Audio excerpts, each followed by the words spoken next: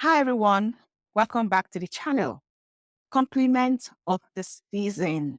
This is the season of joy and the season of giving, and I'm wishing you and your family the best in this season. I mean, it's almost the end of the year, and lots of people are rounding down on their goals.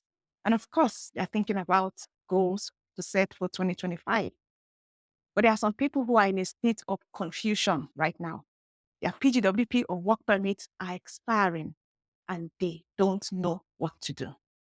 So if you are even watching right now, and in my last video, I talked about Canada's plan to deport those who are in Canada illegally come 2025. You don't want to go back home, but soon you won't have the permit to stay in Canada. So what next? Many people stay back in Canada illegally, sometimes out of fear, sometimes out of confusion, and sometimes because they just have nothing to return home to. So they stay illegally, one way or the other. I feel you, and I'm sorry you're going through that. But we're going to call a spade a spade. What you might not know is that staying in Canada illegally can cost you way more than you think. It will cost your time, your money, your dreams, and even your future in this country. Staying here illegally might be a terrible idea. To be frank, I understand what it took you to get to Canada. You've invested time, energy, and a whole lot of money to get here. Maybe you even sold off your business or even your properties back home. You had hopes that by this time, you would have at least have applied for permanent residence and start really settling down in Canada. But alas, things have not gone the way you planned. So like I asked before, what now? People take a whole lot of different options when they get to this point because it's so much pressure that it's difficult to even think straight. And while some people are still thinking, their permit actually expires.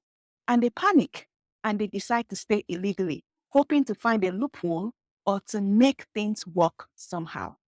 Trust me, I completely understand how you feel. But staying in Canada illegally may be a one-way ticket to even bigger problems. In this video, I'm going to break down the hidden cost, the risk, and the long-term consequences of staying in Canada illegally. And more importantly, I'll also give you clear, actionable steps on what you can do to stay in Canada legally, no matter your situation. Let's start with the cold, hard truth. If you're in this situation, you are not alone. Every year, thousands of people find themselves in this same tough spot in Canada. There are many international students whose post-graduation work permits, their PGWP, expire on them and they have nowhere to turn. As we are speaking, some are expiring today and some will expire in the coming weeks. Many of them have not applied for permanent residence yet. There are even a lot of people on spousal open work permits that are expiring or that have expired. There are even people who are working on a closed work permit tied to a specific employer and their job contracts are ending soon. Then, of course, there are those who came on a visit visa and they are currently overstaying their visit visas. Whatever your situation, the ticking clock on your permit or on your visitor visa can feel like a weight pressing down on you. So the question again is, what will you do? Before we talk about what you will do, let me chip this in. One important thing I want you to know is that Canada recently announced that over 40% of permanent residents for 2025 to 2027 will come from temporary residents living in Canada. So it's all of you international students and all of you who have work permits. Canada is focusing on you. So if you're a temporary resident in Canada, this is good news. Now, if your permit expires, please speak to an immigration lawyer and get counsel. In the meantime, this is what I think you can do. If you have a work permit, you can switch to a visitor record in the meantime. Though you might not be able to work, but this will give you some time to try and figure things out, but you will be legal in Canada. Secondly, if you studied in Canada and you have used up your PGWP, you can decide to do another study program or you switch with your spouse. Your spouse can study and you get the spousal open work permit. This option is not attractive. I know. It costs money. And some people are not even here with their spouses. So for a lot of people, they continue working illegally with their expired permits. They work with it as long as they can. They stay under the radar while trying to figure out their next steps. But the decision to take this step can lead to trouble later on. And I'll talk about that in a second. Now, let's talk about the consequences of staying in Canada illegally. If you lose your status in Canada, maybe because your work permit has expired and your employer tells you to update your work permit, that could be the start of problems for you. Because one, you may not be able to renew your work permit, and without a legal status, you may lose your job, and it is hard to get a job. It is very hard, almost impossible, because you don't have a work permit. So you'll likely end up working under the table and earning far less than your worth.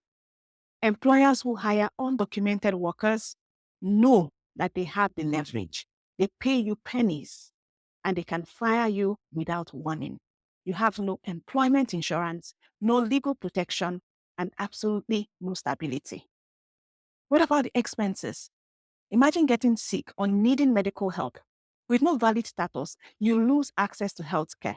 A simple hospital visit could set you back hundreds of dollars. And that's not all. You'll likely spend even more trying to fix your immigration situation later on. You'll pay restoration fees or even legal fees if you have to get an immigration lawyer. And those are not cheap. And the opportunity cost of staying illegally in Canada is a lot. Every day you stay illegally, you're closing the doors for future opportunities. Remember that on the Canada immigration forms, the IMM forms, if you complete them later, you will be asked if you have ever stayed in Canada illegally. Immigration officials will see your overstay as a major red flag. Even if you try to start afresh, the system may not give you a second chance. Let's go ahead and talk about the emotional toll. The emotional toll, oh my goodness, it's a lot. Living without status in Canada isn't just stressful, it's isolating.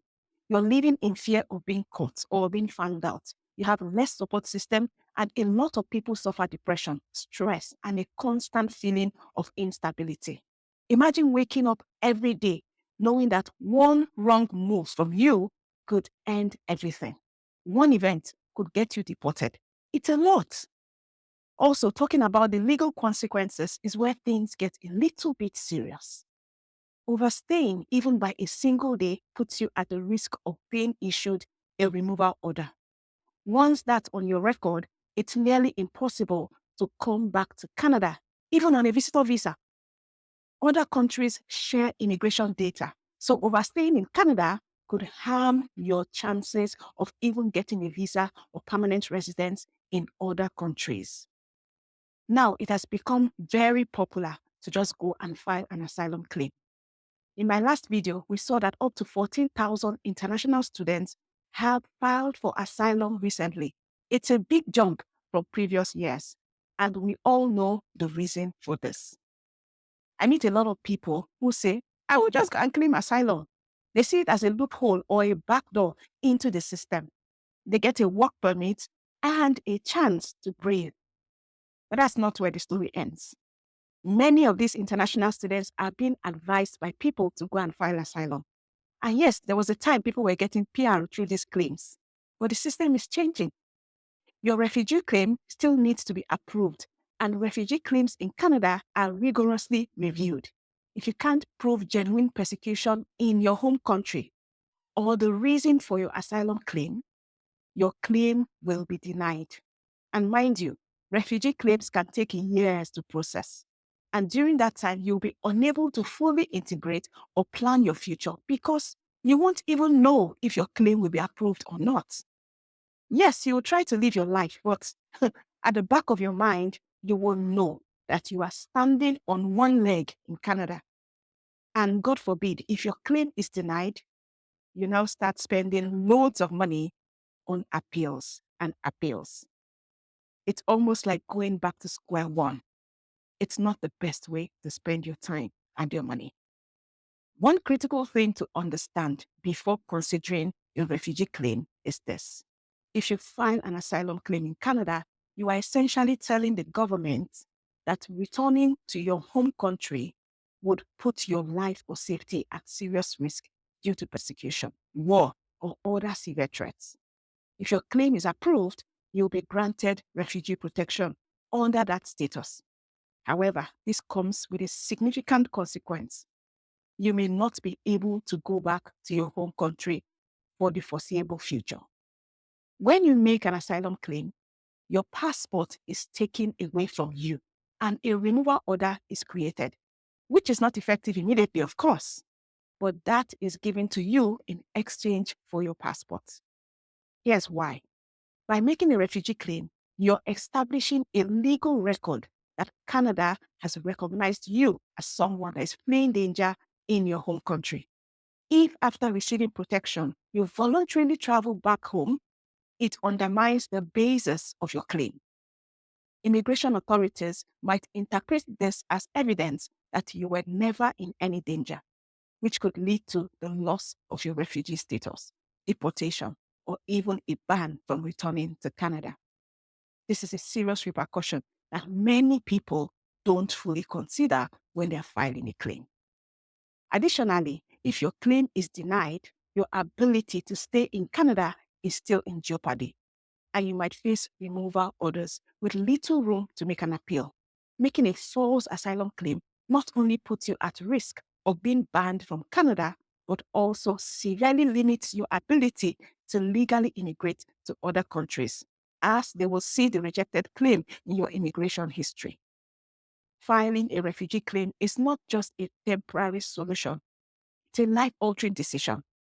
Unless you are genuinely in danger and you have no safe alternative, this path can create complications that go far beyond what you may initially expect. Always weigh the long-term impact carefully and consider other legal routes before resorting to this option. If you're unsure, seek advice from a trusted immigration professional to avoid mistakes that could affect your future permanently. Like we say back home, to avoid stories that touch the heart. And on top of that, please know that filing a bogus asylum claim can hurt your credibility in the immigration system, not just in Canada, but globally. You risk being seen as someone who abuses the system. So what should you do instead? Well, I'm going to give my opinion. For international students with expiring PGWPs, you are in a tough spot, I know. This is the class of people that my heart really goes out to the most. Some students fall short of a few months of work experience before their PGWP expires. I know. One thing you can do is you can return to school. Enrolling in another program might not be the ideal because it's expensive, but it's a valid way to reset your status. Many people use this route to buy time and eventually qualify for PR. If you can get your current employer to give you an NMIA, that would be great. With an NMIA, you'll be issued a closed work permit, and then you can continue to build your work experience to qualify for PR. You can also extend your stay as a visitor. Now, while you can't work on a visitor visa or a visitor record, it allows you to stay in Canada legally while you figure out your next steps. For spouses with expiring SOWPs, tie your renewal to your partner. If your spouse is extending their status as a student, you can often extend yours as well. You can also consider independent pathways. A lot of times, it is easier for the spouses to qualify because you can work full-time. But you have to be strategic, especially from the beginning. Make sure that you have explored all the PNP routes in your province. And if you must, please do a PSW job in the meantime so that you can qualify for PR. After you get PR, you can explore other careers. For workers with closed work permits, you need to change your employers. Find a new employer that is willing to sponsor your work permits. The process can take time, but it's better than staying illegally. Also, make sure that you have explored all the PNP routes in your province as well. If you have overstayed your visitor visa in Canada, it is crucial to act fast to minimize the damage and to find a legal path forward. If you have overstayed by less than 90 days, you still have an option to restore your status. So apply for restoration of status. You can submit an application to regain your visitor status, but it must be done within the 90-day window after your visa expired. Your application must include a valid reason for your overstay, such as illness, family emergencies, or misunderstanding of your visa conditions. Immigration officers assess these on a case-by-case basis, so make sure that your explanation is honest and detailed. If all of this is overwhelming for you, no matter your situation, please consult an immigration professional. A licensed consultant or an immigration lawyer can help you explore options that you might not even know about. Do that before you even consider making an asylum claim. They will help you think more clearly. The most important thing to remember is this: staying illegally isn't just a bad choice. It's a permanent stay on your record. It must be the very last step you take. You must protect your future and your family. These records don't go away. Look very well before you leave. And you must understand how Canada is now looking at refugee claims and those who are no longer legally allowed to stay in Canada. The minister talked about Canada's plan to deport such offenders, and you can check out that video here. Take care and catch you in the next one.